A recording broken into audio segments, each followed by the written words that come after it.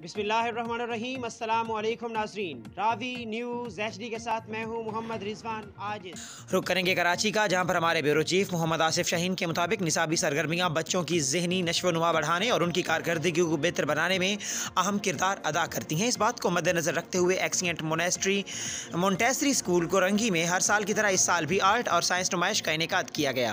इस नुमाइश में बच्चों ने न सिर्फ मेहनत से साइंसी मॉडल तैयार किए बल्कि आने वाले मेहमानों को उनकी वजाहत भी पेश की। इस नुमाइश को देखने के लिए international federation of media journalist के मरकजी चेयरमैन और दुआ international human rights of Pakistan welfare trust के मरकजी सदर मियां मोहम्मद आसिफ शाहीन ने खसूसी तौर पर शिरकत की। इसके अलावा पाकिस्तान प्राइवेट स्कूल एसोसिएशन के चेयरमैन परवेज़ हारून, ज़िला कोरंगी के सदर साजिद हुसैन, नायब सदर ज़िला कोरंगी जुनेद रज़ा, कोरंगी टाउन के सदर इमरान सईद म्यू, नायब सदर कोरंगी टाउन याकूब अंसारी और कोऑर्डिनेटर हनीफ शहरियार ने शिरकत की।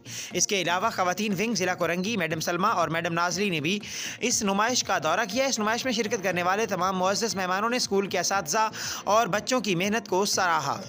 आसिफ शाहीन ने स्कूल प्रिंसिपल उज़्मा चौधरी की काविशों को भी सराहा।